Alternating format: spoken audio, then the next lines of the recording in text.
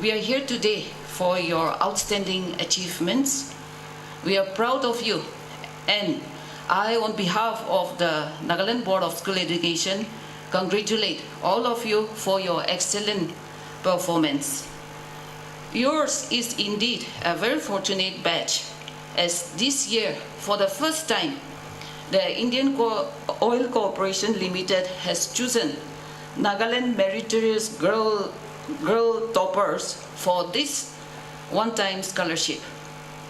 I urge you to use this opportunity to rise up higher. Remain committed to your goal. Remember, a winner makes commitment and works upon it. Maintain the same virtues of hard work, humility, and discipline that led you to where you are today. Not only defending the position, but try to do better in the next examination. I, on behalf of the Department of School Education, particularly the NBSC, and on behalf of the students, express our gratefulness to the IOC for this thoughtful gesture for choosing girl students from Nagaland Board. I'm sure this recognition given to the 75 girl toppers will be a source of encouragement and inspiration as they venture ahead to face new horizons. First of all, greeting to you all from Indian Oil. This Medha Chatravriti Yojana is a education scholarship scheme for girls students of class 10 of academic session 2021 and 2022 under corporate social responsibility of Indian Oil. As a part of commemoration of Azadi Ka Amrit Mahotsav, an initiative of Government of India to celebrate 75 years of independence, Indian independence, this scholarship scheme has been chosen by Indian Oil, covering total 2,475 girl students at the estimated cost of rupees 2.47 crore for 75 top girl students of each of the total 32 educational board across the country. Government of India has also taken several similar initiative schemes for expansion of girls' education, like Beti Bachao, Beti Padhao, Udayan, Saksharan Bharat, Swachh Vidyalaya Abhiyan, and the scholarship scheme of this Yojana, Medha Chatravriti Yojana for girl students is, the aim is to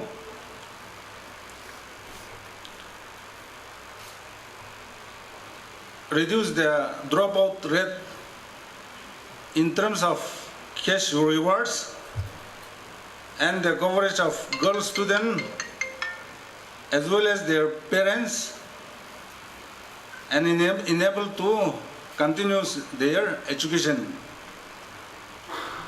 As I was watching all the girls coming up and getting the awards, I see the innocence on your faces.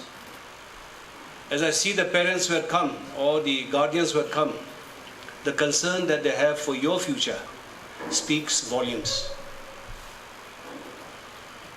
So I would like to call upon our children here, who are tomorrow's leaders. You should dream of greater heights in your career. For me, people may disagree or may agree.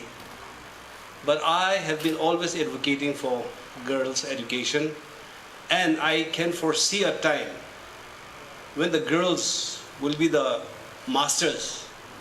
Because as I see the results of the HSLC and the higher secondary exams, the girls are exceedingly doing better than the men and the boys. So I would like to address the 75 children who are here and the guardians who are here. Dream one day that you will become leaders of our state. Dream one day that you'll be a responsible person of our state.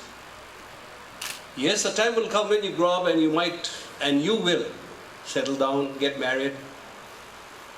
But that's not the end of life. You can contribute a lot if you are doing brilliantly in your exams and in your studies. I'm sure it's molding you up to be someone in life. I can see many IAS officers, I can see many doctors, engineers, entrepreneurs among you. Don't dampen your future. Today's world has so much to give, but you have to be wise enough to know what to take and where to go. You have done well in your HSLC exams. Now you are slowly going to become adults. And as you evolve in life, physically, mentally, emotionally, be prepared to face the world and be confident always that you are someone in life. Okay, my girls, do you agree with me? Yes or no? Yeah. So please keep that in mind. For the past 4.5 years, I've been looking after the education department. I have a very good team of officers. We are trying our best to reform many things in the department, either knowingly or unknowingly committed by our former leaders, our former officers. You will all be reading articles in the newspaper that we are being served ultimatums. In fact, my period as an school education advisor, I would say I have faced the most ultimatums among all the departments in our state. But one by one, we are addressing every one of them. And I must thank our Honorable Chief Minister and his cabinet colleagues, especially our Honorable Chief Minister. He's always concerned for education. Why education? It's the foundation of our growth. We may have good roads. Infrastructure in the state is definitely improving throughout the state. But to construct a road, you will be aware, the national highway between Dimapur and Kohima, how many years has it taken? Look at the soil condition, the topography of our state. We have been pressurizing the NHIDCL to ensure that the road is completed immediately within the time frame. They have exceeded the time. When our former governor was here, Mr. Ravi, he himself had traveled by road, pulled up the NHIDCL people, pulled up the Works and Housing Department, advised the government. Why is this delay?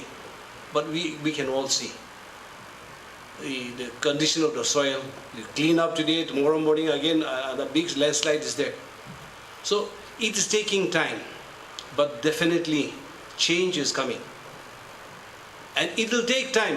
People will always criticize. There are people who will always criticize. There are people who are always 24/7 on social media, talking trash and giving misinformation. Please do not be carried away by that. If you have any queries, if you have anything that you want to know, departments are there, department officers are there who can. So, likewise, like I was saying, my department is going to take time. But there are many rectifications that is required in our department, we are trying our best to address. So that at the time will come when you complete your studies, you might want to become teachers. You might want to become, professors and all, various services that you want to. Things will be easier for you. Then you will not be joining a group of people serving ultimatums to the government. So I must thank all my officers who have been very, very sincere in their duties. And they are working hard for your future. At the most I can, as an advisor, try to mentor them that this is the way we have to take. That these are the things that we need to address. So, like my department, I am confident that we have around 83 departments in our state. Each and every department also is trying to improve the functioning of their respective departments, so that a time will come when you will be sitting on our chair, when you will be like me addressing your next generation. So please keep that in mind.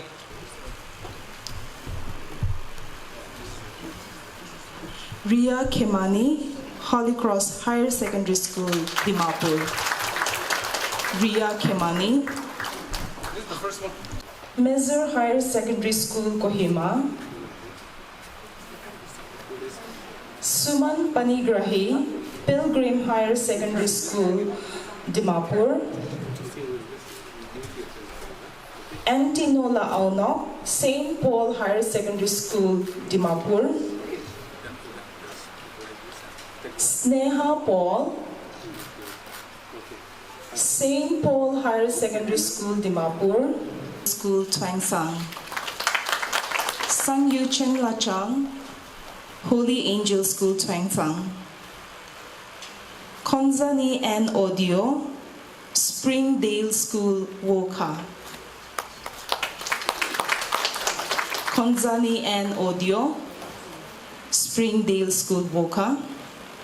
Sumi Jaiswal, St. Paul Higher Secondary School, Dimapur. Sumi Jaiswal, St. Paul Higher Secondary School, Dimapur.